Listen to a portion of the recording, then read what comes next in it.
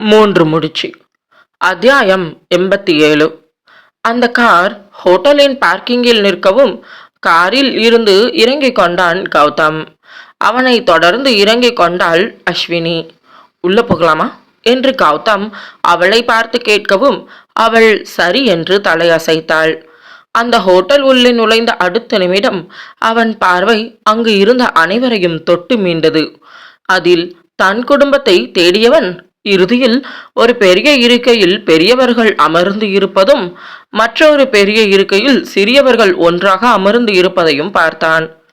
நேராக அந்த இருக்கைக்கு சென்று அவன் அங்கு இருந்த இருக்கையில் ஒன்றை நகர்த்தி அஸ்வினியை பார்த்து இதில் உட்காரு என்று கூறவும் அவள் சரி என்று தலையசைத்து அதில் அமர்ந்து கொள்ளவும் மற்றொரு இருக்கையில் அமர்ந்து கொண்டான் கௌதம்.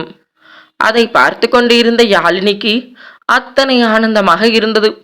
அவள் புன்னகையோடு அந்த காட்சியை பார்த்து கொண்டு இருந்தாள். சுப்பிரமணி, சாந்தி, பைரவர், மங்களம், கேசவன், கஸ்தூரி, கௌதம் அஸ்வினியின் வாழ்க்கை சந்தோஷமாக இருக்க வேண்டும் என்று நினைக்கும் அனைவருக்கும் அந்த காட்சி அத்தனை நிறைவை கொடுத்தது. இருவரும் ஒன்றாக இணைந்து நடந்து வரும் பொழுது அத்தனை ஆனந்தமாக அவர்கள் பார்த்து கொண்டு இருந்தனர். டேய், எழுந்து இந்த பக்கம் வாடா என்று தன் பக்கத்தில் அமர்ந்து இருந்த தன் தம்பியை பார்த்து கூறிய யாழினி அவனை அங்கிருந்து கிளம்பி நேராக தன்னுடைய இருக்கையில் அமர வைத்து அவன் இருக்கையில் அமர்ந்து கொண்ட யாழினி தன் மாமாவை பார்த்து, என்ன மாமா, அப்படி என்னையா அக்காவுக்கு மேஜிக் பண்ணீங்க, நான் தெரிஞ்சுக்கலாமா என்று அவள் மெதுவாக அவன் காதில் கிசுகிசுப்பான குரலில் கேட்கவும், அதுவா என்று அவளின் காதின் அருகில் நெருங்கி சென்ற அவன், சொல்ல முடியாது என்று கூறவும் நிமிர்ந்து தன் அத்தனை முறைத்து பார்த்தாள். அவள் மெல்லிய புன்னகையோடு, அது எனக்கும் என் மனைவிக்கும் இடையில இருக்கக்கூடிய சீக்ரெட் என்று அவன் கூறவும், சரி சரி வச்சுக்கோங்க, நான் அப்புறம் என்னன்னு தெரிஞ்சுக்கிறேன் என்று அவள் கூறவும் ஒரு மெல்லிய புன்னகையோடு அவன், அப்புறம் தெரிஞ்சுக்கோ என்று கூற அவள் தலை அசைத்து, சரி என்ன சாப்பிட போறீங்க என்று அவள் கேட்கவும், நீங்க ஆர்டர் பண்ணிட்டீங்களா என்று அவன் கேட்டான். ஓ, நாங்க எல்லாரும் எப்போவோ ஆர்டர் பண்ணியாச்சு, நீங்க மட்டும்தான் இப்ப வரைக்கும் எந்த ஒரு உணவும் ஆர்டர் பண்ணல. உங்களுக்கு ஆர்டர் பண்ணட்டும்னு பாட்டி சொன்னாங்க, ஆனா மாமா இல்லை வேண்டாம், அஸ்வினியும் கௌதமும் வந்ததும் அவங்களுக்கு தேவையானதை ஆர்டர் பண்ணிப்பாங்க, அதனால் நீங்கள் எதுவும் பண்ண வேண்டான்னு உறுதியாக சொல்லிட்டாங்க.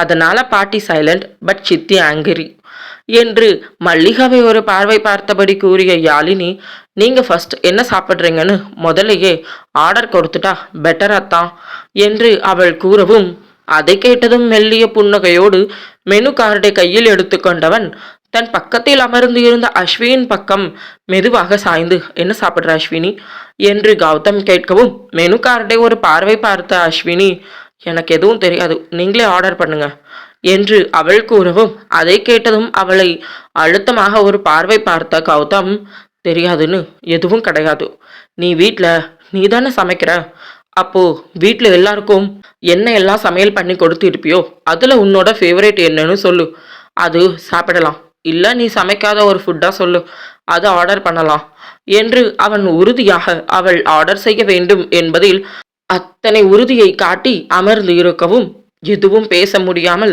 அவன் கையில் இருந்த மெனு கார்டை வாங்கி மெதுவாக 4 பக்கத்தையும் திறந்து பார்த்து இறுதியில் அவள் ஒன்றை தேர்வு செய்தாள்.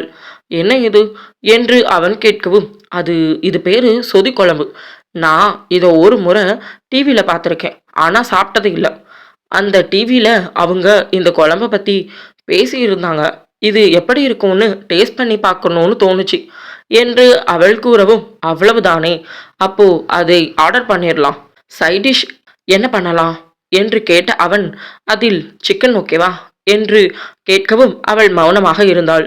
வெயிட்டர் என்று அழைத்த அவன், ஆம், சொதி குழம்பு அப்புறம் சிக்கன் ஃப்ரை என்று கூறவும், உங்களுக்கு எதுவும் ஆர்டர் பண்ணலையா என்று அவள் கேட்கவும், 2 பேரும் அதையே சாப்பிடலாம், எனக்கும் இதை டேஸ்ட் பண்ணி பார்க்கணுன்னு ஆசையாக இருக்கு என்று அவன் கூறவும் அவள் மௌனமாகிவிட்டாள். மற்றொரு இருக்கையில் அமர்ந்து சாப்பிட்டு கொண்டிருந்த லட்சுமி பாட்டியின் காதில் இந்த செய்தி விழுந்துவிட அடுத்த நிமிடம் சிக்கன்லாம் சாப்பிடக்கூடாது என்று அழுத்தமாக கூறிய அவர், கல்யாணத்துக்கு பேசி முடிச்சதுக்கு அப்புறம் இந்த மாதிரி சிக்கன் எதுவும் சாப்பிடக்கூடாது, அதுவும் நகை வாங்க வந்த இடத்துல சிக்கனா, உனக்கு இதெல்லாம் தெரியாதா, இதைத்தான் நான் உனக்கு சொல்லி கொடுத்தேனா என்று அழுத்தமாக கேட்டார் லட்சுமி பாட்டி. அதில் அஸ்வினிக்கு என்ன சொல்வது என்று தெரியவில்லை. அவள் மௌனமாக இருக்கவும், பாட்டி என்று அழுத்தமாக அழைத்த கௌதம், சிக்கன் ஆர்டர் பண்ணது நான், அவ சொதிக்குழம்பு மட்டும்தான் ஆர்டர் பண்ணினான். நான் தான் சைடிஷ்க்கு இது இருக்கட்டும்னு ஆர்டர் பண்ணினேன். சாப்பிடக்கூடாதுன்னு சொன்னா முடிஞ்சு போச்சு, அதுக்கு எதுக்கு இத்தனை பேச்சு என்று அழுத்தமாக கேட்ட அவன், சிக்கன் கேன்சல் பண்ணிடுங்க, அதுக்கு பதிலாக உருளைக்கிழங்கு ஃப்ரை கொண்டு வந்துடுங்க, ஓகே தானே அஸ்வினி என்று அவன் கேட்கவும், அவள் சரி என்று தலையசைக்க, கொண்டு வந்துருங்க என்று கூறி அவன் காத்து கொண்டு இருக்க சில நிமிடத்திற்குள் அந்த உணவு அவர்களின் இருக்கையை அடைந்தது.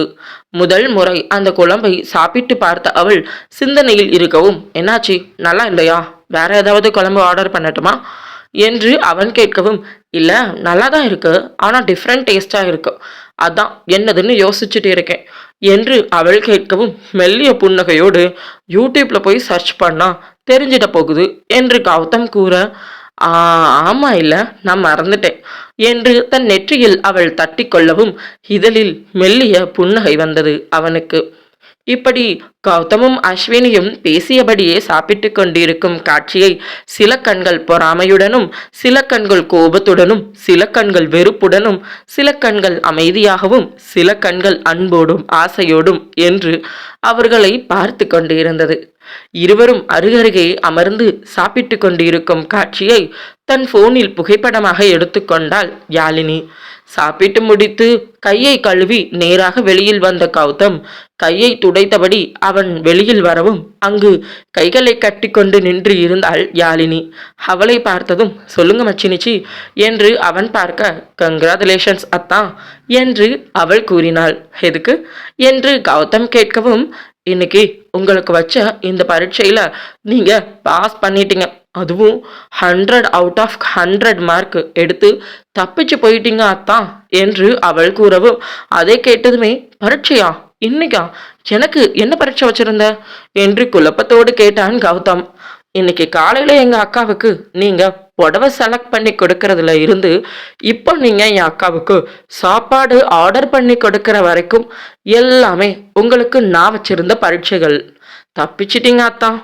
என் அக்காவுக்கு புடவை செலக்ட் பண்ணி கொடுக்கறதுக்காக இங்க இருந்து நீங்க வெளியில கூட்டிட்டு போனது, என் அக்காவுக்கு முதல் புடவை செலக்ட் பண்ணி கொடுத்து அவளுடைய விருப்பத்துக்கு ஏற்ப உணவு நீங்க ஆர்டர் பண்ணதுன்னு 2 50க்கு 50 எடுத்து 100க்கு 100 மதிப்பெண் எடுத்து தப்பிச்சிட்டீங்க.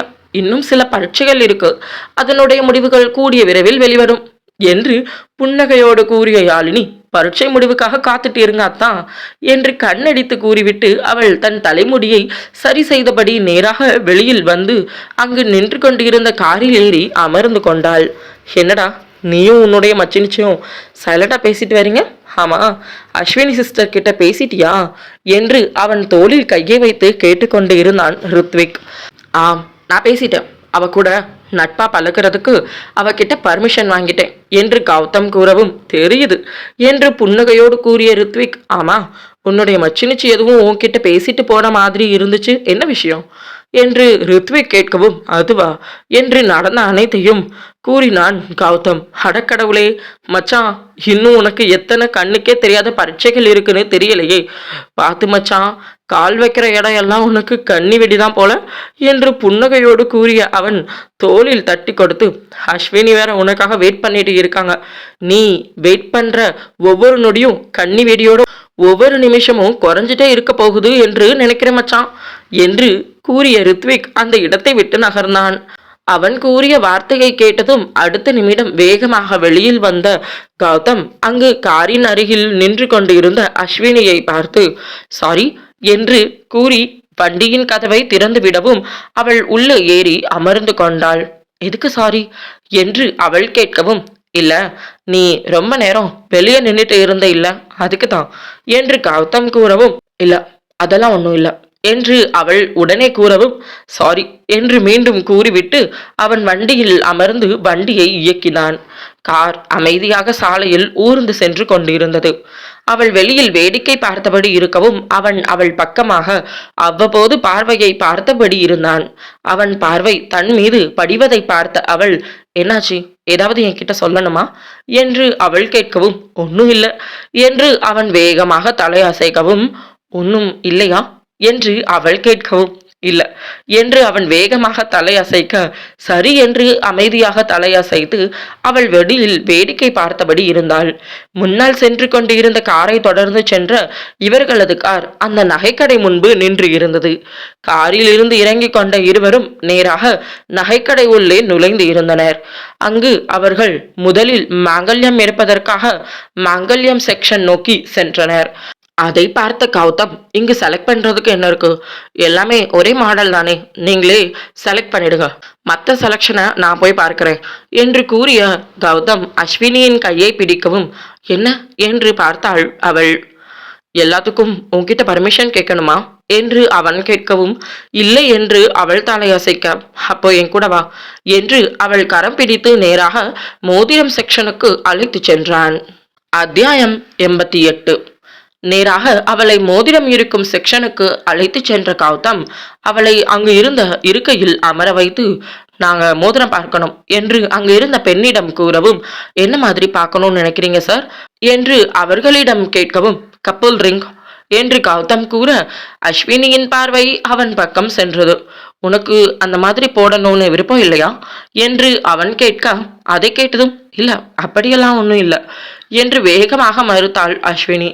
விருப்பம் இல்லைனாலும் நீ போட்டுதான் ஆகணும், ஏன்னா எனக்கு உன் கூட அந்த மாதிரி கப்புள் ரிங் போடணும்னு ரொம்ப ஆசை என்று அவன் கூற அவள் மௌனமாக சரி என்று தலையசைத்தாள். சார், என்ன மாதிரி பார்க்க விருப்பப்படுறீங்க, இனிஷியல் வச்சு இல்லை வேற மாதிரி என்று கேட்கவும், நீங்க காட்டுங்க நானே பார்த்துக்கிறேன் என்று அவன் கூற அடுத்த நிமிடம் மோதிரங்கள் அவர்கள் முன்பு அடுக்கி வைக்கப்பட்டது. 1 கிராம் 2 கிராமில் இருந்து 10 கிராம் வரையிலும் மோதிரம் அதில் இருந்தது. அதில் ஒவ்வொன்றாக எடுத்து பார்த்த அவன் கிட்டத்தட்ட 5 கிராமில் இருந்த ஒரு மோதிரத்தை தேர்வு செய்தான். ஒரு செவ்வக வடிவிலாக இருந்த மோதிரத்தின் உள்ளே ஹார்ட்டின் டிசைன் போடப்பட்டிருந்தது. அதனை பார்த்ததும் மெதுவாக தன் விரல் கொண்டு வருடி கொடுத்த அவன், இதே மாதிரி பொண்ணுக்கும் இருக்குதா என்று கேட்கவும், இருக்குது சார் என்று அந்த மோதிரத்தை எடுத்து காட்டினாள். பெண்கள் அணிவது போல் இருந்த அந்த மோதிரம் அழகாக ஹார்ட்டின் வடிவத்திலேயே இருந்தது.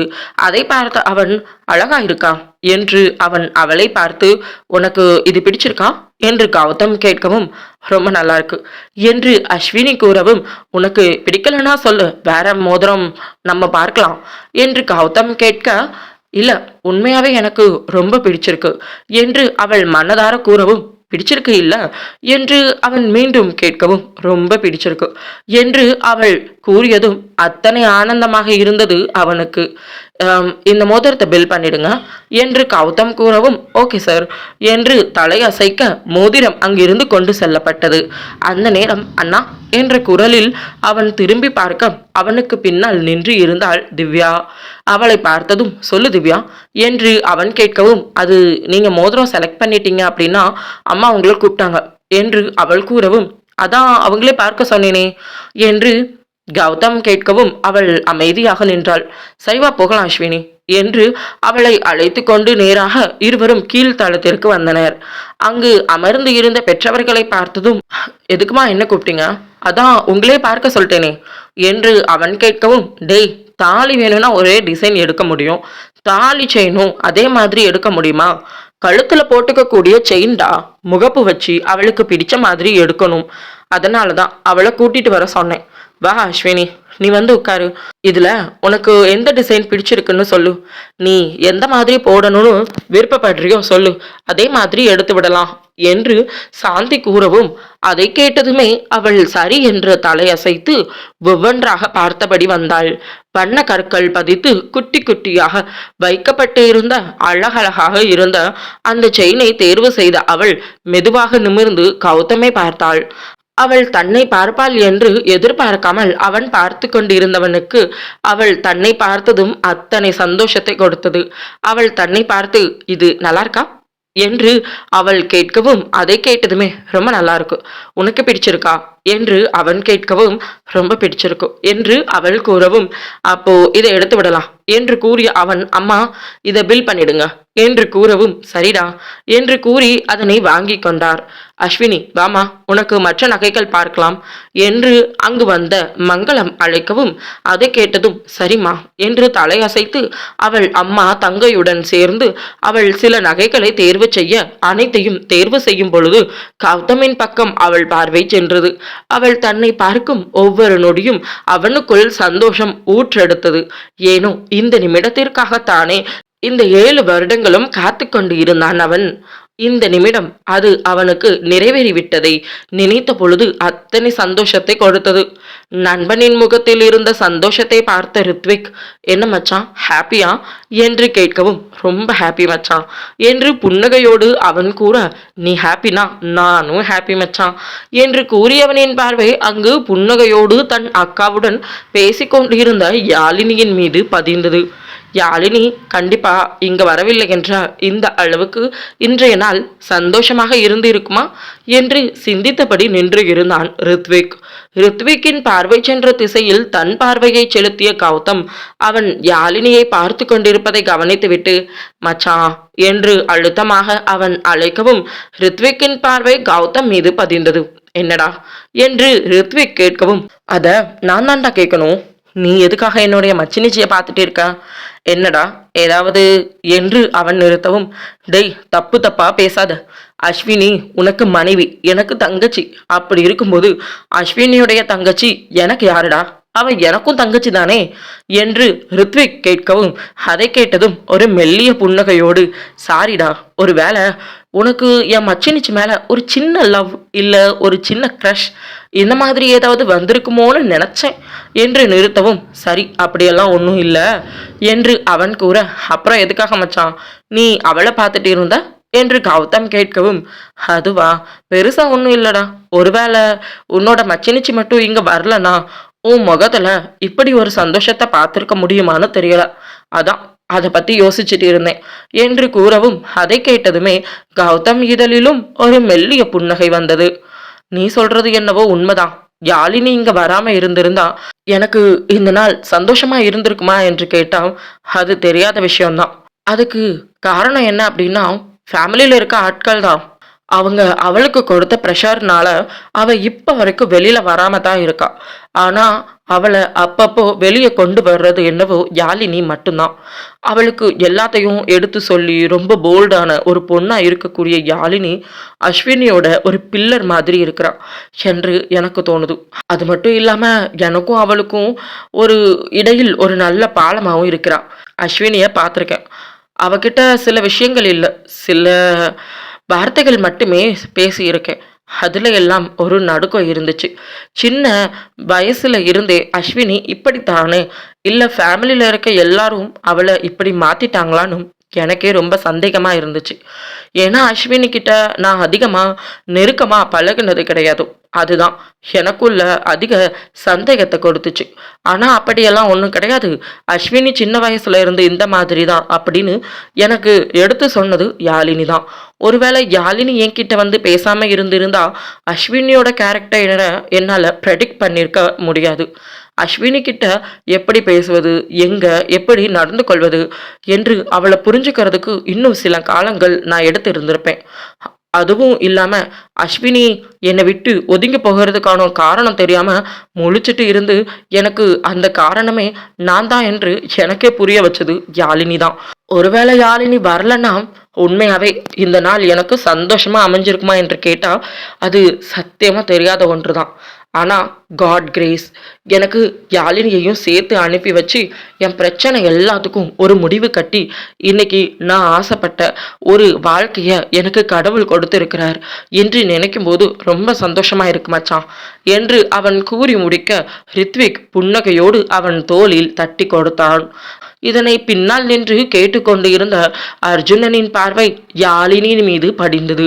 அந்த நேரம் சரியாக அவன் அருகில் வந்து நின்ற ஹரிணி, அத்தா என்ற அழைப்பில் அவன் அவளை பார்க்கவும், இந்த நெக்லஸ் எப்படி இருக்கு, நல்லா இருக்குதா என்று அவள் கேட்க, நல்லா இருக்கு ஹரிணி என்று அவன் கூறவும், அப்போ எனக்கு நீங்களாவது கொஞ்சம் செலக்ட் பண்ணுவீங்களேன் ப்ளீஸ், ரொம்ப கன்ஃபியூஷிங்கா இருக்குது ப்ளீஸ் அத்தா என்று அர்ஜுனிடம் அவள் கேட்க, அவன் அதற்கு மேல் எதுவும் சிந்திக்காமல் அவளுடன் நடக்க தொடங்கினான்.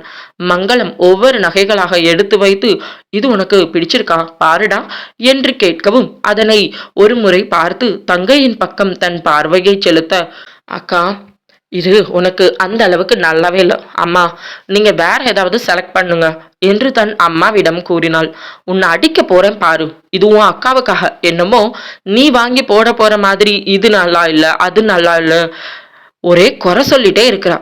அவ சொல்லட்டும், அவ குறை சொன்னா கூட ஏத்துப்பேன், நீ வாயை திறந்த வாயிலே அடிப்பேன் என்று தன் மகளை திட்டிக் கொண்டே அவர், சொல்லுடா உனக்கு பிடிச்சிருக்கா என்று அஸ்வினியை பார்க்கவும், அம்மா உண்மையாவே எனக்கு பிடிக்கல, அதனாலதான் தங்கச்சி அப்படி சொன்னான், நீங்க எதுக்காக அவளை திட்டுறீங்க என்று அஸ்வினி கேட்கவும், அப்படி சொல்லுக்கா, நீ இல்லாததுனால இந்த அம்மா ரொம்ப பண்றாங்க ரொம்ப வருஷமா, என்னைக்கா இருந்தாலும் நான் தான் உங்களுக்கு ஞாபகத்துல வச்சுக்கோங்க, அக்கா இந்த வீட்டு பொண்ணாகி பல வருஷம் ஆகுது என்று கூறிய அவள், வீட்டுக்கு தானே வரணும், நீங்க வீட்டுக்கு வந்து என்ன பண்ணினாலும் நான் தான் என்று கூறிய யாழினி கோபத்தோடு அந்த இடம் விட்டு வெளியில் செல்ல, அதை பார்த்து கொண்டு இருந்த அஸ்வினிக்கு என்ன பேசுவது என்று தெரியவில்லை.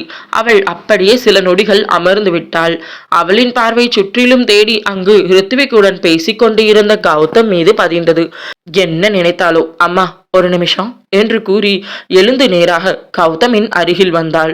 கௌதமிடம் பேசிக்கொண்டு இருந்த ரித்விக் பார்வை திரும்பிய போது அங்கு அவர்களை நோக்கி வந்து கொண்டிருந்த அஸ்வினியை பார்த்ததும், தங்கச்சி உன்னை தேடி தாண்டா வரா என்று கூறவும், கௌதமின் பார்வை அஸ்வினியின் மீது படிந்தது. சொல்ல அஸ்வினி என்று அவன் அவளை பார்க்கவும், அது நான் உங்ககிட்ட எப்படி கேட்கறது என்று தெரியலையே என்று அவள் தடுமாற்றத்தோடு நிறுத்தவும், என்னாச்சு என்று அவன் கேட்கவும், அது என் தங்கச்சி கொஞ்சம் கோபமா இருக்கா, நீங்க 2 பேரும் ரொம்ப நல்லா பேசுறீங்களே, அவளை கொஞ்சம் சமாதானப்படுத்த முடியுமா என்று அஸ்வினி கேட்கவும், என்ன கோபம், நீ ஏதாவது சொல்லிட்டியா என்று அவன் கேட்க, இல்ல நான் எதுவும் சொல்லல, அம்மா ஏதோ சொல்லிட்டாங்க, அதுக்கு தங்கச்சி கோபமா போயிட்டான், நான் ஏதாவது பேசினா அவ என்கிட்ட சண்டைக்கு வருவா என்று அவள் நிறுத்தவும், சரி நான் பேசுறேன் என்று அவன் கூறவும், சரி என்று தலையசைத்த அவள் அங்கிருந்து நகரவும், நகையெல்லாம் எடுத்து முடிச்சாச்சா என்று அவன் கேட்க, அது அம்மா பார்த்துட்டு இருக்காங்க என்று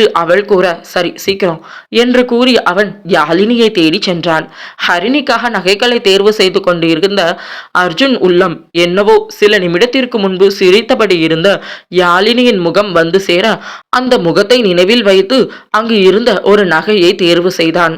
இது நல்லா இருக்கும் என்று அவன் கூறவும், ஆனா அத்தா எனக்கு இது சுத்தமா பிடிக்கவே இல்லை என்று ஹரிணி கூறவும், அதை கேட்டதும் நகையை குனிந்து பார்த்த அவன் அவளையும் ஒரு பார்வை பார்த்துவிட்டு, கண்டிப்பா இது அவளுக்கு நன்றாக இருக்காது என்று தோன்றியது அவனுக்கு. காரணம், அவன் நினைவில் இருந்தது ஒருத்தி, அவன் எதிரில் இருந்தது மற்றொருத்தி அல்லவா. இருவருடைய ஜோடி பொருத்தத்தை சற்று தொலைவில் இருக்கையில் அமர்ந்து இருந்த பாட்டியின் பார்வை இருவரையும் பார்த்து கொண்டிருந்தது. அழகா இருக்காங்க இல்ல மல்லிகா என்று கூறவும், அர்ஜுனுக்கு ஹரிணி அப்படின்னு தான் எழுதியிருக்கு, அதனால தான் ஹரிணி ஜாதகம் கௌதம் ஜாதகத்தோட ஒத்து போகல என்று பாட்டி கூறவும், அதை கேட்ட மல்லிகாவும், அப்படித்தான் நினைக்கிறேன் அம்மா என்று கூறிய அவருக்கோ, எப்படியாக இருந்தாலும் சரி, தன் அண்ணனின் வீட்டிற்கு தன் மகள் மருமகளாக சென்று விட வேண்டும் என்பதில் அவர் மிகவும் தீவிரமாக இருந்தார். பொறுத்திருந்து பார்க்கலாம், இவர்கள் போட்ட கணக்கு நிறைவேறுமா, இல்லை ஆண்டவன் போட்ட கணக்கு நிறைவேறுதா, இல்லை அர்ஜுனனின் கணக்கு நிறைவேறுதா என்பதை பொறுத்து இருந்து பார்க்கலாம். அத்தியாயம் 89. அந்த பெரிய கடையின் வாசலில் கையை கட்டியபடி நின்று கொண்டு இருந்தாள் யாழினி. அவள் பின்னால் வந்து நின்ற கௌதம் அவள் தோளில் மெதுவாக கை வைக்கவும், அதில் மெதுவாக திரும்பி பார்த்தாள். ஹதா என்று அவள் அவனை பார்க்கவும், என்ன மேடம், ஓவரா எதையோ திங்க் பண்ணிட்டு இருக்க மாதிரி தெரியுது என்று கௌதம் கேட்கவும், அதெல்லாம் ஒன்றும் இல்லை என்று உடனடியாக கூறினாள் யாழினி.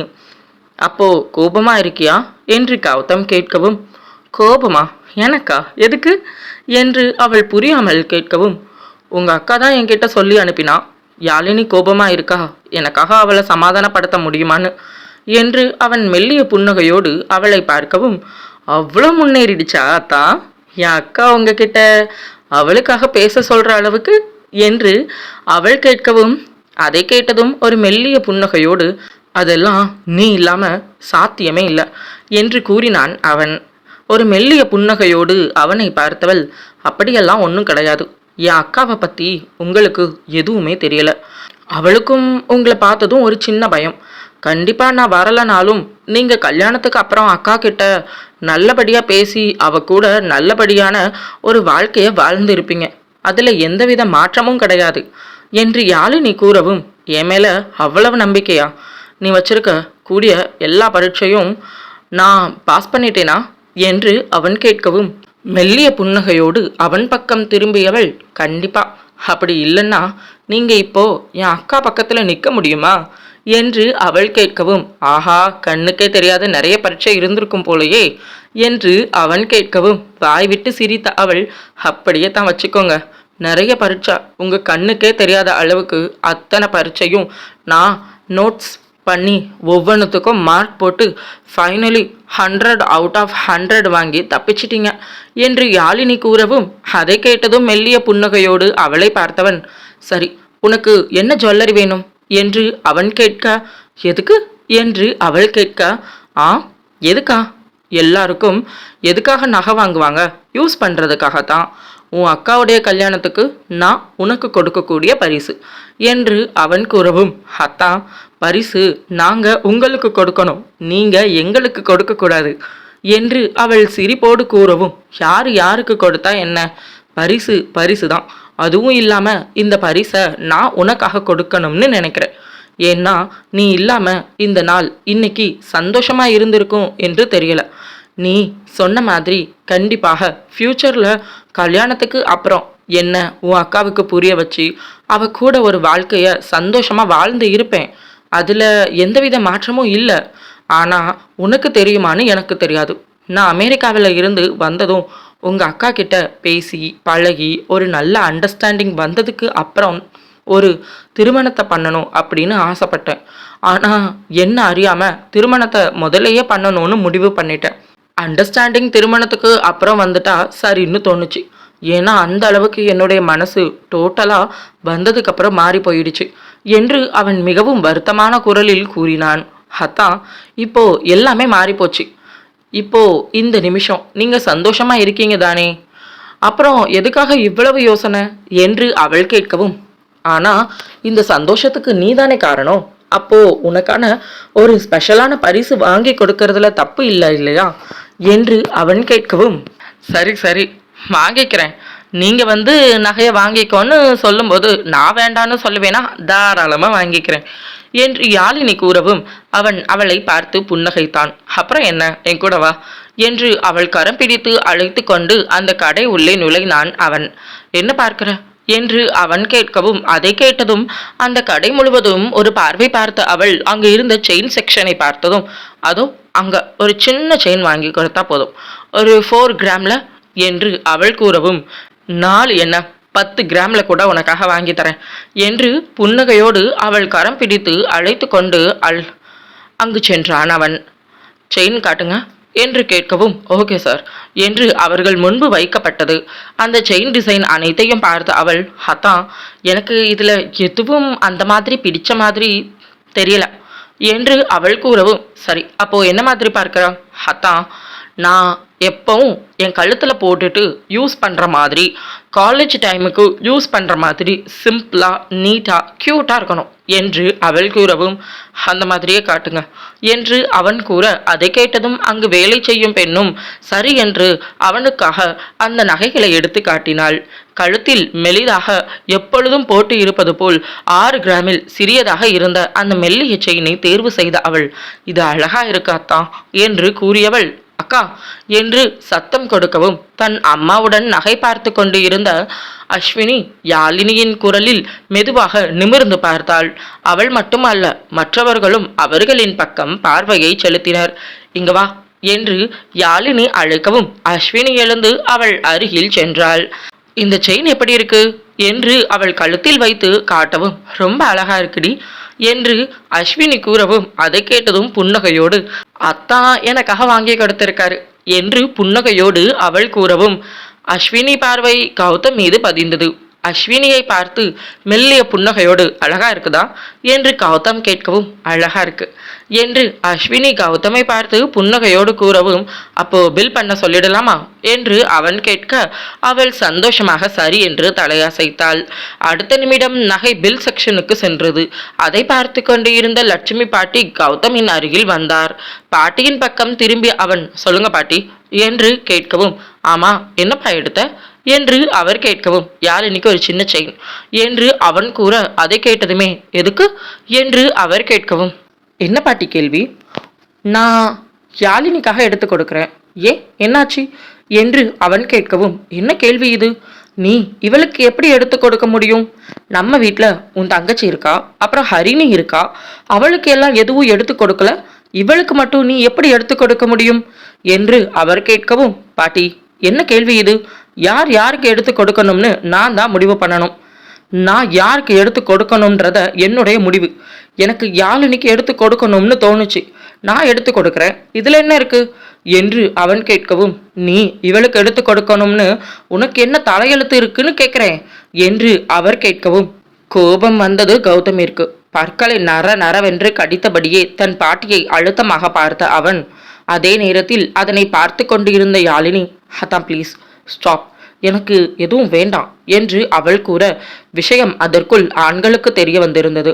அங்கு வந்து இருந்த பைரவர், என்னாச்சு மாப்பிள்ள என்று கௌதமை பார்க்கவும், மாமா உங்களை கௌதம் என்று என்னை கூப்பிட சொன்ன மாதிரி ஞாபகம் என்று அவன் கூறவும், சரி சொல்லு கௌதம் என்னாச்சு என்று அவர் கேட்கவும், அவன்கிட்ட எதுக்கு கேட்குற, என்கிட்ட கேளு, உன் பிள்ளைக்கு உன்னால வாங்கி கொடுக்க முடியாதா, என்னோட பேரன் வாங்கி கொடுக்கணுமோ என்று லக்ஷ்மி பாட்டி கேட்கவும், அதை கேட்டதுமே பைரவருக்கு ஒன்றுமே புரியவில்லை.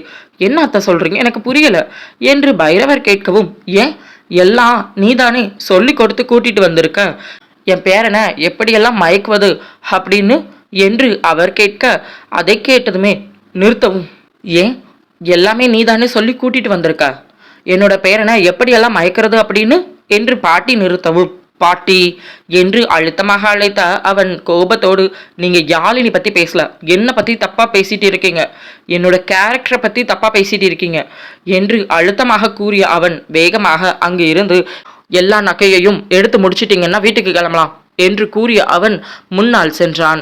அங்கு பில் போடும் இடத்திற்கு சென்று, சொல்லுங்க மொத்தம் எவ்வளவு பணம் என்று கேட்கவும், அங்கு வந்த பைரவர், இல்ல மாப்பிள்ள எல்லாத்துக்கும் நாங்களே பணம் கொடுத்துக்கிறோம் என்று பைரவர் கூறவும், அதை கேட்டதும் திரும்பி பைரவரை அழுத்தமாக ஒரு பார்வை பார்த்த கௌதம், என்ன மாமா நான் உங்க குடும்பத்துல இல்லைன்னு சொல்ல வரீங்களா, இல்லை என்னுடைய பொண்டாட்டிக்கு என்னால எதுவும் வாங்கி கொடுக்க முடியாதுன்னு சொல்ல வரீங்களா என்று கௌதம் கேட்கவும், இல்லப்பா நீ வாங்கினதுக்கு நீ கொடுத்துடு, இது எல்லாமே அஸ்வினிக்காக நாங்க வாங்கி கொடுக்கிறது என்று பைரவர் கூறவும், அதை கேட்டதுமே, என்ன மாமா நான் என் பொண்டாட்டிக்கு எதுவும் வாங்கி கொடுக்க மாட்டேன்னு நினைக்கிறீங்களா என்ன என்று அவன் கேட்கவும், அப்படியெல்லாம் இல்லப்பா, பொண்ணு வீட்டில இருந்து கண்டிப்பா இதெல்லாம் போட்டு அனுப்பணும், இல்லைன்னா எங்களுக்கு கௌரவம் இல்லப்பா என்று அவர் கூறவும், சரி நீங்க என்ன வாங்கி கொடுக்கணும்னு நினைக்கிறீங்களோ அதை வாங்கிக்கோங்க, மற்ற எல்லாத்துக்கும் நானே கொடுத்துக்கிறேன் என்று கூறிய கௌதம் அனைத்திற்கும் பில் போடும்படி கூறினான்.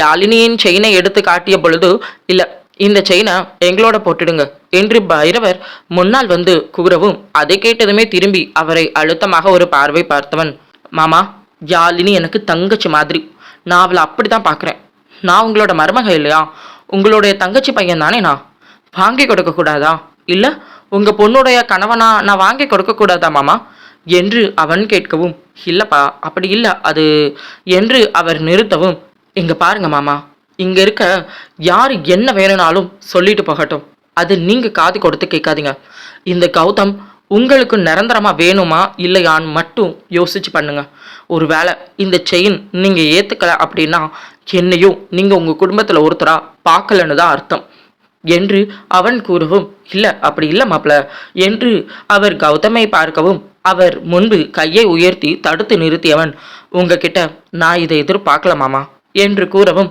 இல்ல கௌதம், நீ யாழினிக்கு எடுத்துக்கொடு, அதுல உனக்கு எல்லா உரிமையும் இருக்கு என்று தடுமாற்றத்தோடு அவர் கூற, தன் மாமாவை அழுத்தமாக ஒரு பார்வை பார்த்த கௌதம் அடுத்ததாக அனைத்து பொருட்களுக்கும் பணத்தை செலுத்தினான். கௌதம், இதுக்கு பணத்தை கொடுத்துரு என்று அவன் பாட்டி சில நகைகளை கொண்டு வந்து வைக்கவும், மன்னிச்சிடுங்க, நான் என்னுடைய மனைவிக்கு செலவு பண்ற அளவுக்கு தான் என் கையில காசு வச்சிருக்கேன். நீங்க என்ன பண்றீங்க? அப்பா கிட்ட சொல்லி அவங்களுடைய தங்கச்சி பிள்ளைக்காக அவரை வாங்கி கொடுக்க சொல்லுங்க என்று கூறிய அவன் அஸ்வினியை பார்த்தான். அங்கு நடந்து கொண்டிருந்த அனைத்தையும் பார்த்து சிறு பயத்தோடு நின்று கொண்டு இருக்க, அவள் கரத்தை பிடித்து அழைத்து கொண்டவன் வேகமாக திரும்பி யாழினியை பார்த்து, என்ன நின்றுட்டே இருக்க, வீட்டுக்கு வரப்போறியா இல்லையா என்று கௌதம் கேட்கவும், இல்லாதான், அது நான் என்று அவள் தடுமாற்றத்தோடு பார்க்கவும், கிளம்பு என்று கூறிய அவன் அங்கு நின்று கொண்டு இருந்த மற்ற பிள்ளைகளை பார்த்தான். அஸ்வினியின் தம்பி, மாமாவின் பிள்ளைகள் என்று அனைவரையும் அழைத்து கொண்டு கௌதம் வீட்டை நோக்கி செல்ல, அவன் என்ன பேசிட்டு போறான்னு பாத்தியா சுப்பிரமணி என்று பாட்டி கேட்கவும், தன் அம்மாவை பார்த்து, வெளி இடத்துல இருக்கேன்னு அமைதியா இருக்கேம்மா, வீட்டுக்கு போய் உங்களை வச்சுக்கிறேன் என்று கூறி மற்ற நகைகளுக்கு பணத்தை செலுத்திவிட்டு அவர்களை அழைத்து கொண்டு வீடு வந்து சேர்ந்தார் அவர். அத்தியாயம் 90. சாலையில் அதிவேகமாக சென்று கொண்டு இருந்த அந்த வாகனம் சில நிமிடத்திற்குள் அந்த வீட்டின் முன்பு சென்று நின்று இருந்தது. ஹாரனை வேகமாக அழுத்திய அவன் கேட்டு திறக்கும் அந்த நொடிக்காக காத்து கொண்டு இருந்தான். சில நிமிடம் காரை வேகமாக உள்ளே கொண்டு சென்று அவன் நிறுத்தவும், அதில் முன் இருக்கையில் அவன் பக்கத்தில் அமர்ந்து இருந்த அஸ்வினி பயந்தே போயிருந்தாள். அவன் சடன் பிரேக் போட்டு நிறுத்தியதில் ஒரு நிமிடம் முன் சென்று பின் வந்த அவள் திரும்பி அவன் பக்கம் பார்க்க, காரின் கதவை திறந்து கொண்டு அதே வேகத்தில் இறங்கிய அவன் பின் கதவை திறந்து அங்கு உள்ளே இருந்த நகை பையையும் அத்தோடு இன்னும் சில பைகளையும் மட்டும் எடுத்துக்கொண்டு மீதி அப்படியே காரினுள் வைத்து லாக் செய்தான். அவன் இறங்கியதும் அதே வேகத்தில் காரில் இருந்து இறங்கிக் கொண்ட அஸ்வினி அவன் பக்கமாக திரும்பி அவனிடம் இருந்து பையை வாங்குவதற்கு அவள் கையை நீட்டவும், அவளை அழுத்தமாக ஒரு பார்வை பார்க்க அதில் பயந்து போனாள் அஸ்வினி. கௌதம் எதுவும் பேசாமல் வீட்டின் கதவை திறந்து கொண்டு உள்ளே நுழைவதை பார்த்தவள் அப்படியே நின்று கொண்டு இருக்க, அக்கா எதுக்காக இப்படி நின்றுட்டு இருக்க என்று அவள் தோள் மீது கை வைத்து யாழினி கேட்கவும், திரும்பி யாழினியை பார்த்த அஸ்வினி, ரொம்ப பயமா இருக்குது என்று அவள் கூறவும், பயப்படுறதுக்கு என்ன இருக்கு, எதுக்கு உனக்கு பயம், எனக்கு புரியலாக்கா என்று யாழினி கேட்கவும், அது என்று அவள் ஒரு நொடி தயங்கி நிற்கவும், வீட்டுக்குள்ள வர யாருக்கும் மனசு இல்லையா என்று உள்ளே இருந்து அவன் குரல் கடினமாக வந்தது. அதில் அடுத்த நிமிடம் அனைவரும் ஒன்றன் பின் ஒன்றாக வீட்டின் உள்ளே நுழைய தொடங்கினர். அதே நேரம் அந்த வீட்டின் முன்பு வந்து நின்றது அந்த வாகனம். அந்த வாகனத்தில் இருந்து பெரியவர்கள் அனைவரும் ஒன்றன் பின் ஒன்றாக இறங்கி கொள்ள வீட்டின் உள்ளே அனைவரும் நுழைந்தனர். அந்த ஹாலில் இருந்த சோஃபாவில் அமர்ந்து இருந்த கௌதம் அத்தனை கோபத்தில் இருந்தான். உள்ளே நுழைந்த அஸ்வினி அவன் அமர்ந்து இருக்கும் கோணமும் அவன் முகத்தில் இருந்த ரௌதிரமும் பார்த்ததும் என்ன பேசுவது என்று தெரியாமல் யாழினியின் பக்கம் மெதுவாக திரும்பவும், யாழினி அவள் தோளில் கையை வைத்து அவளை சமாதானம் செய்து அவளை உள்ளே அழைத்து சென்றாள். சோஃபாவில் அமர்ந்து இருந்தவனின் பார்வை முழுவதும் வாசலில் இருக்க, அந்த நேரம் வீட்டின் உள்ளே நுழைந்து இருந்தனர் மற்ற குடும்பத்தினர் அனைவரும். அனைவரையும் ஒரு பார்வை பார்த்த அவன் வேக வேகமாக மாடிக்கு சென்றான்.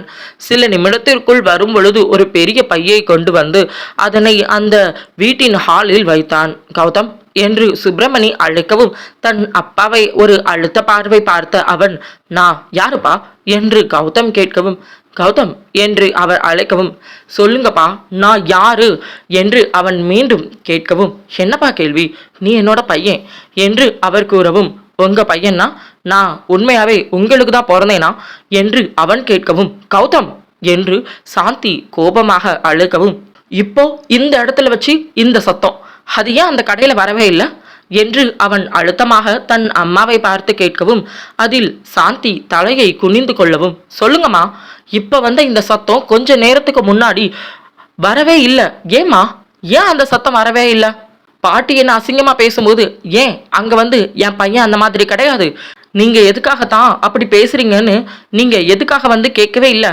என்று அவன் கோபத்தோடு கேட்கவும், கௌதம் என்று அவர் அழைக்கவும், அவர் முன்பு கையை உயர்த்தி பேச வேண்டாம் என்று தலையசைத்து கூறிய அவன், நான் கேட்ட கேள்விக்கு மட்டும் எனக்கு பதில் கிடைச்சா போதும் என்று நினைக்கிறேன். இப்போ இந்த நிமிஷம் என்கிட்ட இவ்வளோ கோபமா பேசுன நீங்க எதுக்காக பாட்டிய அங்க வச்சு எதுவுமே பேசல சொல்லுங்க என்று அவன் கேட்கவும், அதில் வேகமாக முன்னால் வந்த மல்லிகா, என்ன பேசணும் கௌதம்? எங்க அம்மாவை எதுக்காக உங்க அம்மா பேசணும்? சொல்லு, உங்க அம்மாவால என்ன பேச முடியும்? எங்க அம்மா எந்த தப்பும் பண்ணல, பண்ணது எல்லாம் நீ என்று அவர் கூறவும், நான் தப்பு பண்ணினேனா என்று அழுத்தமாக தன்னுடைய அத்தையை பார்த்த அவன் சுற்றி இருந்த அனைவரையும் ஒரு பார்வை பார்த்துவிட்டு, நீங்க என்ன பண்ணினாலும் நீங்க பண்ணினது தப்பே இல்லைன்னு இந்த நிமிஷம் வரைக்கும் ஆர்கியூமெண்ட் பண்ணிட்டு இருக்கீங்க இல்ல அத்தை என்று அவன் கேட்க, ஏன்னா நாங்க பண்ணினது தப்பு இல்லை என்று அவர் கூறவும், எந்த விதத்துல தப்பு இல்லை நான் தெரிஞ்சுக்கலாமா என்று கௌதம் கேட்க, ஏன்னா என் அண்ணாவுடைய சொத்து எங்க வீட்டு சொத்து என்று மல்லிகா கூறவும், வாய்விட்டு சிரித்த கௌதம், அத்தை உங்க அண்ணாவோட சொத்து உங்களோடது கிடையாது, உங்க கணவர் சம்பாதிச்சிருக்கிறாரு இல்லையா, அந்த சொத்து மட்டும்தான் உங்களுடையது. இங்க எங்க அப்பா சம்பாதிக்கிற சொத்து எங்களுடையது. எனக்கு, என் தம்பிக்கு, என் தங்கச்சிக்கு, என் அப்பாக்கு, என் அம்மாக்கு மட்டும் சொந்தமானது என்று அவன் கூற, அப்போ நாங்க உன்னோட சொந்தம் இல்லைன்னு சொல்ல வரியா? நான் உன் அப்பாவுடைய தங்கச்சி என்று அவர் கூறவும், ஆமா இல்லைன்னு சொல்லல, அதுதான் அப்பாவோட சொத்துல பங்கு இருக்கு பொண்ணுக்குன்னு சொல்லி 15 வருஷத்துக்கு முன்னாடியே நீங்க தான் சொத்தை வாங்கிட்டு போயிட்டீங்களே, அப்புறம் எதுக்காக இங்க வந்து நின்று எனக்கும் இந்த சொத்துல எல்லா பங்கும் இருக்குன்னு பேசிட்டு இருக்கீங்க?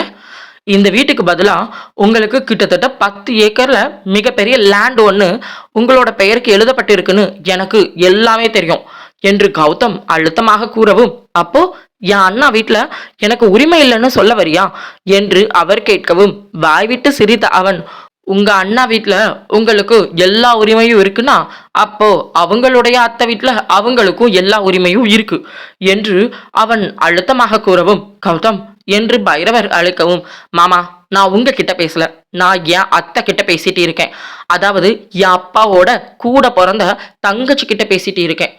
அப்படித்தானே அத்தை? ஏன்னா உங்களுக்கு தான் இந்த வீட்டுல எல்லா உரிமையும் இருக்கு இல்லையா என்று அவன் கேட்கவும், ஏன் அவ சொல்றதுல அப்படி என்ன தப்பா போயிட்டு? அவ சொல்றது உண்மைதான், அவளுக்கு இந்த வீட்டுல எல்லா உரிமையும் இருக்கு என்று லட்சுமி பாட்டி கூறவும், அதை கேட்டதும் கோபம் அடைந்து திரும்பி தன் அப்பாவை பார்த்தவன், அப்பா நீங்க சொல்லுங்க, இந்த வீட்டுல அவங்களுக்கு எல்லா உரிமையும் இருக்கு அப்படின்னா அப்போ எனக்கு எந்த உரிமையும் இல்லையா என்று சுப்பிரமணியை பார்த்து கௌதம் கேட்கவும், கௌதம் அப்படிலாம் இல்ல கௌதம் என்று அவர் கூறவும், நான் கேட்ட கேள்விக்கு மட்டும்தான் பதில் வரணும், எனக்கு இந்த வீட்டுல எல்லா உரிமையும் இல்லையா, உங்க தங்கச்சிக்கு மட்டும்தான் இந்த வீட்டுல எல்லா உரிமையும் இருக்குதா என்று அவன் கேட்கவும், நீ இப்ப எதுக்காக பேச்ச மாத்திட்டு இருக்க? நாங்க கேட்டது ஒரு விஷயம், நீ எதுக்காக சம்பந்தமே இல்லாம வேற ஒரு விஷயத்த உள்ள எடுத்துட்டு வர?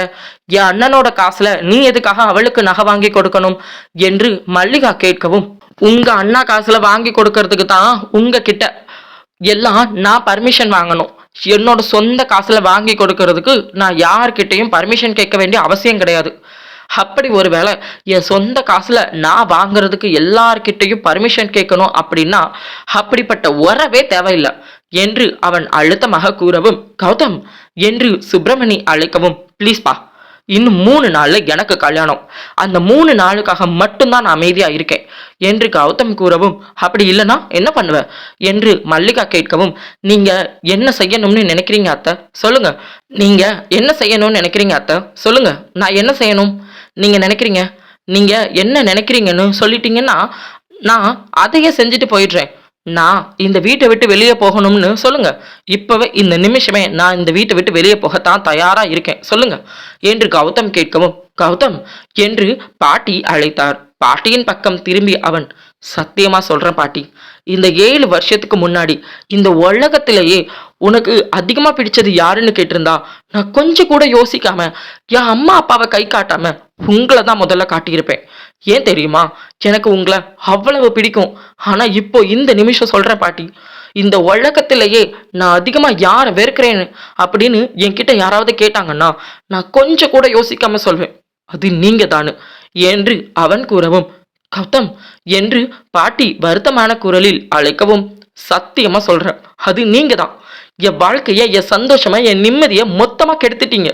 ஐ ஹேட் யூ பாட்டி, கொஞ்சம் கூட புரிஞ்சுக்காம எப்படி எல்லாம் பேசுறீங்க? உங்க பேர மேல உங்களுக்கு நம்பிக்கை இல்லையா? 18 வருஷமா என்ன வளர்த்து இந்த 7 வருஷம் இடைவேளை இருக்கலாம். அதுக்காக இந்த 18 வருஷம் நீங்க வளர்த்த வளர்ப்பு தப்பா போயிடும்னு நினைச்சீங்களா? பாட்டி சொல்லுங்க. இதே வீட்ல உங்க கண்ணு முன்னாடி தானே நான் வளர்ந்தேன். என்னைக்காவது ஒரு நாள் நான் ஹரிணிய தப்பா பார்த்திருப்பேனா? இல்ல திவ்யாவோட நண்பர்களெல்லாம் நான் என்னைக்காவது ஒரு நாள் தப்பா பார்த்திருப்பேனா? என் கூட படிக்கிற என்னோட பசங்கள கூட நான் தப்பா பார்த்தது கிடையாது. ஆனா நீங்க என்னை யாழினி கூட வச்சு தப்பா பேசிட்டு இருக்கீங்க என்று அவன் கூறவும், சேலை மேல முள்ளு விழுந்தாலும் முள்ளு மேல சேலை விழுந்தாலும் சேலையை தான் எல்லாரும் குற்றம் சொல்றீங்க. ஏன் எல்லாரும் சேலையை மட்டும் குத்தம் சொல்றீங்க? முள்ளு எந்த தப்பும் பண்ணலன்னு நினைக்கிறீங்களா? இல்ல, முள்ளு தப்பு பண்ணிருக்கு. தப்ப மறைக்க ட்ரை பண்றீங்க. அதை மறைச்சு அதுக்கு காரணம் சேலை தான். சேலை போய் காத்துல விழலைன்னா அந்த முள்ளு தப்பே பண்ணியிருக்கிறாதுன்றத மாதிரி பேசுறீங்க. ஆனா நீங்க எல்லாம் முள்ளு பண்ணின தப்ப மறைக்க ட்ரை பண்றீங்க. இப்ப கூட நீங்க சேலையா இருக்கக்கூடிய யாழினியை டார்கெட் பண்றீங்க. அப்போ யாழினியை டார்கெட் பண்றது மூலமா என்ன தெரியுது? நான் தப்பு பண்ணிடுவேன் என்று தானே தெரிய வருது. அதனால தானே நீங்க எல்லாரும் அந்த மாதிரி பேசுனீங்க என்று கௌதம் கூறவும் அனைவருக்கும் அத்தனை அதிர்ச்சி. அவனை அதிர்ச்சியோடு பார்த்தனர். கதையை தொடர்ச்சியா கேட்க மறக்காம சேனலை சப்ஸ்கிரைப் பண்ணிக்கோங்க. வீடியோ பிடிச்சிருந்தா லைக் பண்ணிக்கோங்க. இன்னைக்கு எபிசோடு எப்படி இருந்துச்சுன்னு மறக்காம கீழே இருக்கக்கூடிய கமெண்ட் பாக்ஸ்ல சொல்லிடுங்க. தேங்க்யூ ஃபார் வாட்சிங்.